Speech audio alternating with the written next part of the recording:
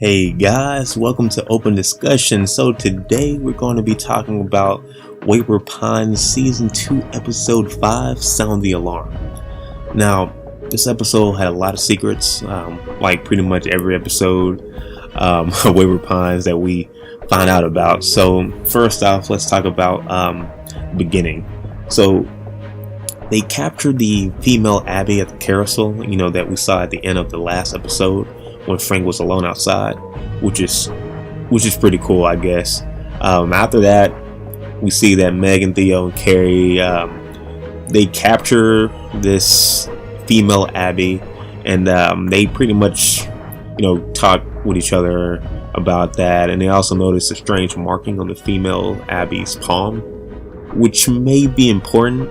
And apparently, this is the first female Abby that they capture, and didn't know about any other female Abbies, so this is also pretty new. Also too, this female Abby also seems to have some type of mind control power or of calming down the other captured Abbies, which is again something that may be pretty new to this episode or to the season in the whole. Now going to the next part, we see that Carrie wanted to make Theo the head of the Abby research, but Megan doesn't like it. She doesn't like using sedatives on the Abbies. Apparently she wants to see their pain threshold, while Theo, being a doctor, decides that would not be a good thing. I mean, I don't blame him, him being a doctor or whatnot. From there, he leaves, and Carrie decides to go ahead and do the procedures anyway, without the sedatives. And we also notice that the female Abby doesn't seem to feel pain. So either all the Abbies don't feel pain, or just the female ones. Now going to another section, we found out that Frank may be gay. Frank had a episode, or I guess a scene, when he was in the procreation room with another young female, but things don't really go anywhere with Frank not being able to perform or get aroused, really. The girl gets upset and gets mad and kind of hints that he may be gay. Now later in the episode, Frank gets in touch with the doc, and Theo points out that he may in fact be gay, which Frank thinks means happy at first, which was funny. And then later, after he realizes what he means, male on male or the same sex, he doesn't really like that. He thinks it's a disease or something, and he wants the doctor to go ahead and fix it, because if he can't procreate, he states that they will kill him, which is interesting that now we're learning more about, I guess, the inner workings of the place, and that if they can't procreate, they just kill them off, which is something that's kind of sad. Now, on a positive note for Frank, his sister Lucy would later forgive him while they're looking at a sunset together, so I think that was pretty cool. Now, outside the walls, Teresa and Adam are chit-chatting some more, and we find out that Adam really just wanted Ethan out of the way.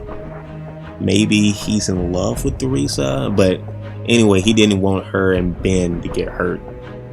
She's still mad, still very angry, and she said she will never forgive him, and she pretty much just want to live outside of the wall with Ben. Now, back in the walls, Rebecca's story opens up a lot this episode. We see many flashbacks of her and Pilcher and the other original founders of WayWard Pines. We find out that she helped build the designs for the town, and that she also wasn't fully aware of all of the time hopping and whatnot. She's also married, which is kind of new to me. I guess new to everybody. Yeah, she's married to that candy shop guy who seemed to have an eye on her, Xander. Now, when she tells Theo this, he's like livid. He's pissed. Like, he drops his wedding ring and punches Xander, leaving both of them. Now, he does, come back home later on. I guess maybe to check to see if she's sleeping in bed with Xander or something, but she's just on the couch. I guess kind of sad, but we find out that she's going through flashbacks of what happened, before they actually got to the place. I guess got to the place in the future, and also Theo would head back out, like he doesn't stay at the house. Now, lastly, at the end of the episode, we see the Abbies approaching what tame fire. They end up burning the crops, and they seem to just stop.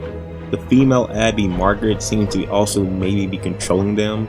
He's focusing on something, and after they throw the fire, they just stop and it seems like maybe they're being controlled. Maybe it's a hive mind type of thing, or maybe they're waiting or doing something. But yeah, they do seem pretty smart now. So now they got the fire, they're burning the crops, so maybe they're waiting for them to come back out and take over.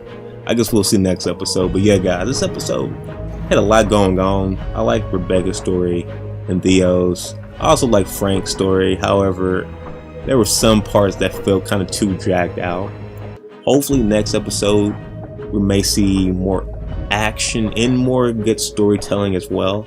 But yeah, if I had to grade this episode, maybe a 7-ish, maybe an 8. But yeah, overall it was an okay episode. But I'm really looking forward to the next episode and seeing how these Abbeys with their fire now, what is going to happen with that.